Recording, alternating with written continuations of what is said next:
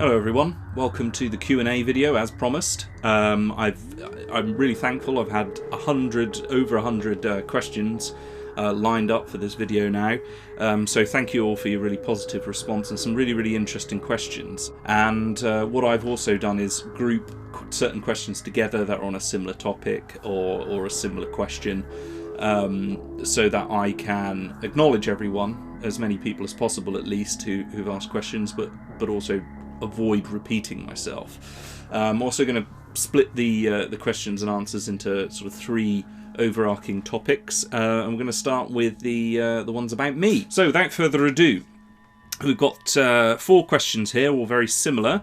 Apologies if I mispronounce any names, I'll try my best not to. The first question comes from Ferus Gratia, who says, "Okay, I'll ask, who are you and what got you into this? Is video making similar to your real life gig, or is it completely different? What got you into Who in the first place?" And then we've got another question from Devalier, who says, "Firstly, great work, hugely appreciated. Thank you very much. Given Doctor Who was a big part of my childhood, I'd love to learn something of how it fits into your life. Clearly, it's in a big way, but it would be nice to hear your story as well as that of the various Doctors." Well, that's very flattering. I don't think my story warrants a full in-depth video, but I'll try my best to accommodate you. Will G asks, "What do you do for a living?" And Paul Thompson says, "Your scripts are fascinating essays. I think you're one hell of a writer. What's your background in that regard?" So some really nice comments there. Thank you for those.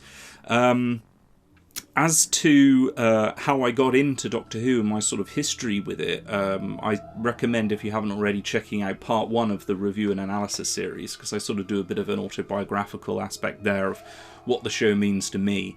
But to summarise briefly, I don't know what got me into Doctor Who, because it was so long ago. I was aware of it before my memories even go back, I'm sure. I don't remember a moment of discovering it as such. I suppose the most formative event really in my fandom of Doctor Who would be the 30th anniversary in 1993. There were repeats on television. There was a rather lamentable comic relief special, Children in Need special, sorry, which we'll get to, don't you worry. Its profile was a bit higher, it was on television, and that really kind of kick-started, I think, my real enthusiasm for the programme. But it means so much to me. It's more than just a television programme. I've enjoyed it in many different medium, very different forms of getting those similar stories across, those similar themes, those similar ideas. And because I grew up in the so-called wilderness years, when Doctor Who was not on the television and it was sort of almost a shameful secret to be a fan, I've sort of enjoyed it not so much as just a television programme that was on, but kind of a whole smorgasbord really of different media. And so I sort of eat, sleep and dream Doctor Who, really. I'm very fortunate as a grown-up now to have met and married someone who not only tolerates my obsession, but is an active part of that as well. I mean, she's not quite a fan to the same extent as I am, but she enjoys science fiction, she enjoys Doctor Who, and we watch it together. So for me, you know, it's sort of in all parts of my life, in my personal life, for me individually, growing up, and with some of my friends, and now in my adult married life, it's part of our sort of family tradition, really. When it comes to my background and how have I come to be here, what I do for a living now is I'm a teacher at a high school. I specialise in English, but I also have taught history and media. And it was something that for a while really consumed my life, as teaching tends to do.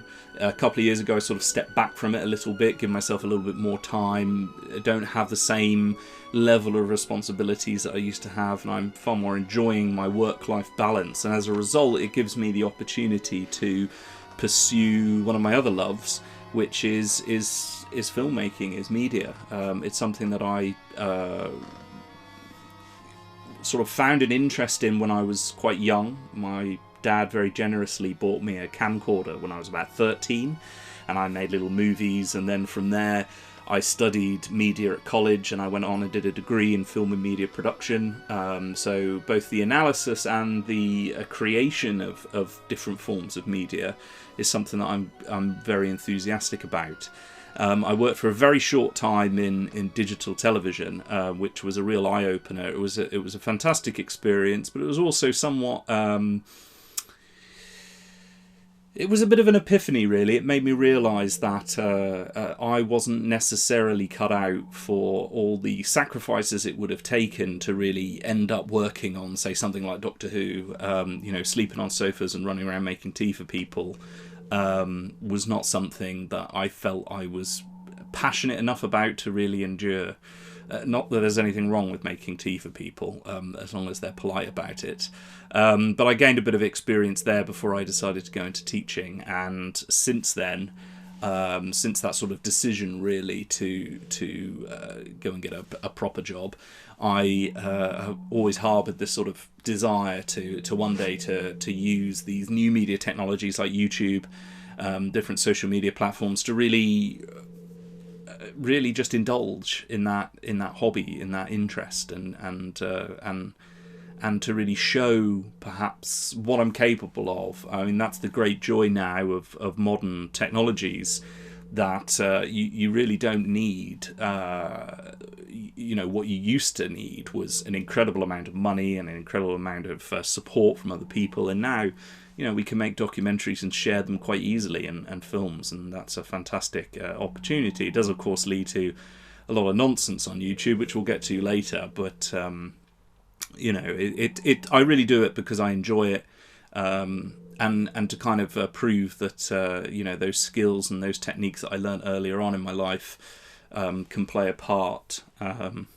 So going on from there, we have 4 similar questions again. First from Andrew Young, said, what other TV series, books or films are you interested in?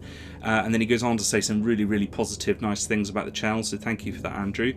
Yvonne Okafor asks, what other sci-fi shows that do you like other than Doctor Who? I must just point out, you might recognise Yvonne's name. She's shown up in the credits for at least 2 of my videos so far. She's been a great help sending little bits of information my way to help me in the process of making, so thank you again, Yvonne, for that.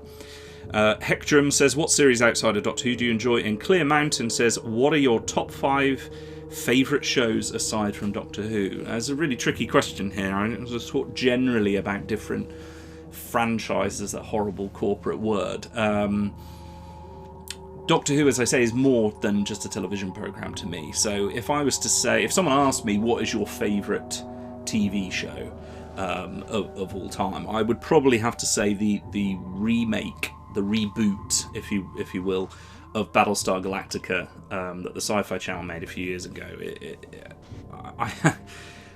It's kind of bittersweet for me because I spent several years as a teenager coming up and writing and drafting a story which explored very similar issues and had very similar character types to those that appear in Battlestar Galactica. So it was a little bit annoying when I first saw it. I went, that's my idea.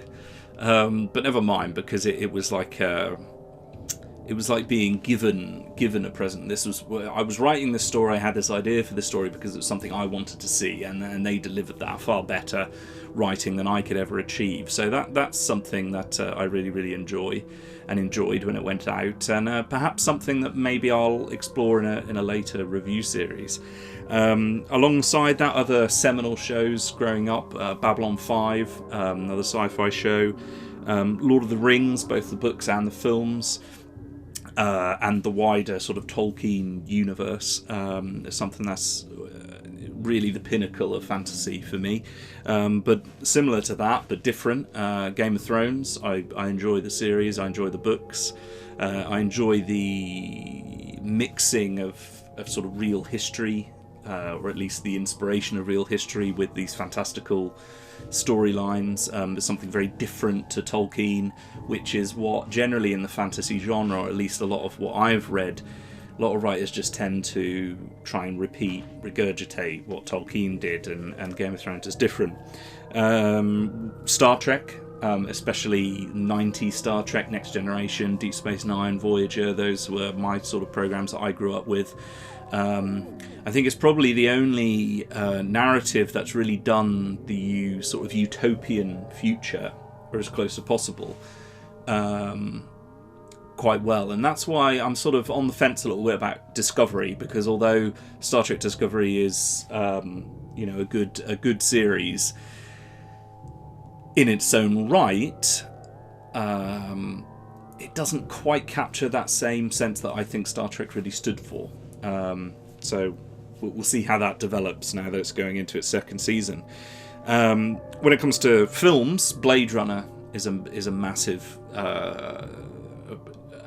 part of my sort of cinematic enjoyment. It's if you held a gun to my head and said what's the best film ever made, I'd probably plump for Blade Runner. So moving on, we've got a question from Max Ruiz. He asks, you have or had any pets? I do indeed. I have a dog called Chewie, and you'll see in this little clip here that he's a bit of a mixture. So here we have Chewie. Say hello, Chewie. As you can see, he's a strange combination. He's mainly a Staffy, but he's got the hair of a Yorkie. That's apparently what he's a rescue dog. We discovered him all scraggly, all hairy, all a bit of a mess, to be honest. And we rescued him and brought him back. He's a big wuss, but he's our wuss. My wife and I don't have any children, and we don't really have a massive intention of having any, so Chewie's kind of like our boy, in a way, if that's not too cheesy. Next question is from... sorry, your name's very difficult to pronounce. Nelspur. And they ask, have you ever eaten fish fingers and custard? Since 11 did that, and follow up if you did you like it? I must admit, I have not eaten fish fingers and custard because it sounds bloody disgusting. I know some people have done. And maybe I will. Maybe I'll try it out. Maybe I'll do a little video later on for the channel of me trying fish fingers and custard. I like fish fingers. I like custard. I don't think they'd necessarily go that well together. And I must point out that Matt Smith himself didn't eat actual fish fingers and custard.